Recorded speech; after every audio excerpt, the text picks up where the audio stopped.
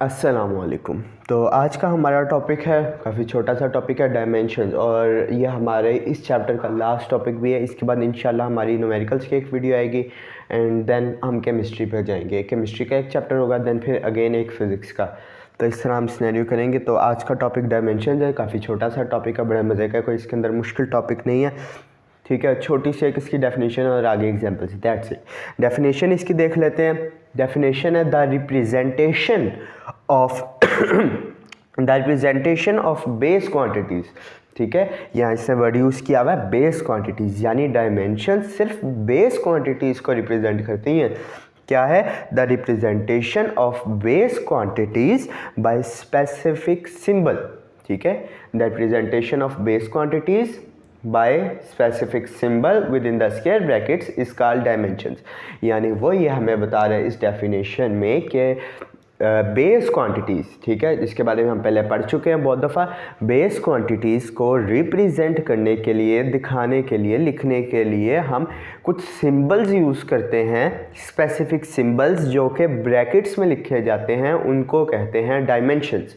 ठीक है, डेफिनेशन थी इसका, the representation of base quantities by a specific symbol within square brackets, square brackets लाजमी है, within square brackets is called dimensions. तो ये इतनी सी इसकी डेफिनेशन थी। आगे एग्जांपल पे चलते हैं। एग्जांपल इसकी बेस क्वांटिटीज़ हैं 7 है, तो इसकी सिंपल एग्जांपल भी 7 नहीं होंगी। ठीक है, एग्जांपल या कहें या फिर ये फॉर्मेलिटी कह लें, सारी आप एक दफ़ा याद कर लो, कोई इतनी मुश्किल नहीं है, आसान सी है। लेंथ है, एल से लेंथ है तो इसकी डायमेंशन एल हो गई। मैस है, एम से मैस है तो एम इसकी डायमेंशन हो गई। सिमिलरली टाइम है, उसकी टी है तो टी इसकी डायमेंशन हो गई। ठीक है, अब ये तीन जो है ना, ये हमारी बुक में बहुत दफ़ा यूज़ होने, तो ये याद करने को इतना मुश्किल तो नहीं है। Length mass time L M T, यानी लेंथ का एल है, मैस का एम है और टाइम का टी है, कोई मुश्किल ही नहीं। अब यहाँ पे गलती क्या करते हैं बच्चे अक्सर, मैंने बताते खुद भी अपने काफ़ी दफ़ा पेपर्स के अंदर ये गलती की और मेरे मार्क्स भी काफ़ी दफ़ा कटे कि इसके जो यूनिट्स हैं ना, हम वो लिख देते हैं, गलती से हो जाते हैं, इंसान से भूल जाता है। मैंने लेंथ का बहुत दफ़ा एम लिख के कर दिया। अब वो मेरे को मेरी डायमेंशन तो सही, जब मैंने चेक किया तो मैंने वो लेंथ की जगह मैथ्स का लिख दिया लेंथ की जगह। क्यों? क्योंकि मेरे दिमाग में था लेंथ का मीटर है तो इसकी डायमेंशन होगी एम। नहीं, ये पहले तीन जो सबसे ज़्यादा यूज़ होने हैं ना, हमारे आगे न्यूमेरिकल्स के अंदर भी यूज़ होंगे और ये आगे जो 2-3 एग्जाम्पल्स हैं इनके अंदर भी ये तीन यूज़ हुए हैं।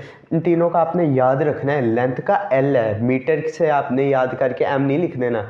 लेंथ का एम है, किलोग्राम का, सॉरी मैस का जो है वो हमारे पास एम है, लेंथ का एल है और टाइम का वो सेकंड होता है, तो कुछ बच्चे लिख देते हैं सेकंड से एस, लेकिन आपने एस नहीं लिखना, टाइम का टी है।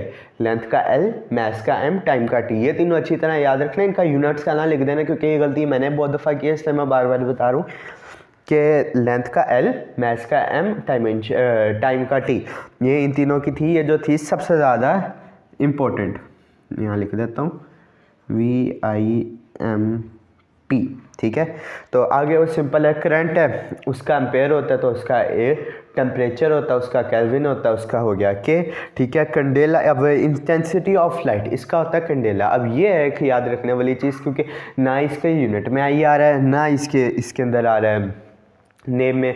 ठीक है, इंटेंसिटी से इसका याद रख लें, आई इंटेंसिटी ऑफ लाइट, तो इसका आई है। और आखिरी अमाउंट ऑफ सब्सटेंस एन, जो कि हमने केमिस्ट्री में भी काफ़ी दफ़ा पढ़ा हुआ है। मोल का एन से भी हम बाज़ात यूज़ करते हैं, नंबर ऑफ़ पार्टिकल्स के लिए एन यूज़ करते हैं, उसके अंदर हम मोल का कॉन्सेप्ट यूज़ करते हैं। तो अमाउंट ऑफ सब्सटेंस को एन से आप इस तरह से याद रख सकते हैं कि मोल और एन काफ़ी रिलेटेड है, तो आप इसको इससे भी याद रख सकते हैं। अमाउंट ऑफ सब्सटेंस क्या है? एन।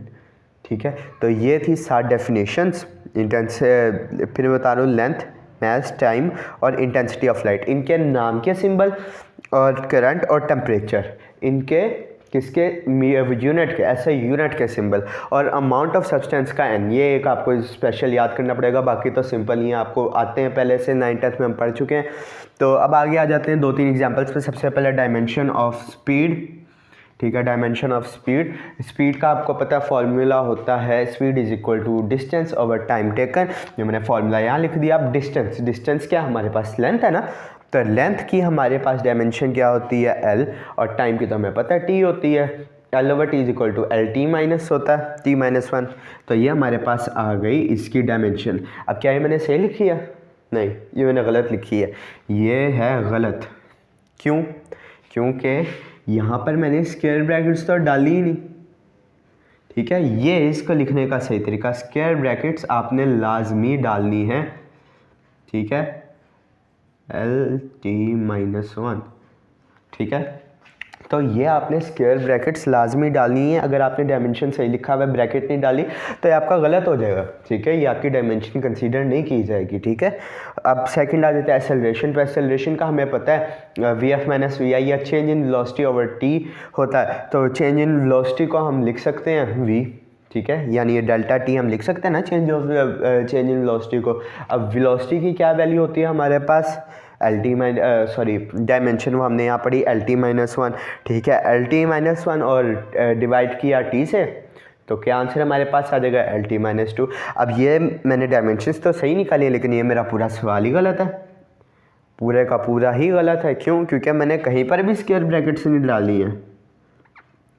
आपने सवाल के अंदर भी हर पॉइंट पे स्क्वायर ब्रैकेट लाजमी डालनी है, ठीक है। L और आंसर के अंदर भी स्क्वायर ब्रैकेट आएगी। तो ये थी हमारी एक्सेलरेशन की, ठीक है। अब ये हमारा है ठीक है, L/T, तो ये हो गया हमारा ठीक, और आंसर इसका आ गया LT-2। अब आ जाते हैं डायमेंशन ऑफ फोर्स। फोर्स का हमें पता है फॉर्मूला क्या होता है, MA। एक्सेलरेशन की हमने यहाँ पढ़ ली, और मैथ्स का हमें पता होता है M। तो यहाँ पे हमने डायमेंशन लिखे, और MLT-1 हमारे पास, MLT-2 हमारे पास आंसर आ गया। तो ये था आज का हमारा लेक्चर, और अल्लाह का शुक्र है हमारा फर्स्ट चैप्टर फिज़िक्स का कंप्लीट हो गया। इंशाल्लाह नेक्स्ट लेक्चर में हम इसके न्यूमेरिकल्स करेंगे। Thank you very much, hopes आपको समझ आई होगी। अल्लाह हाफिज़।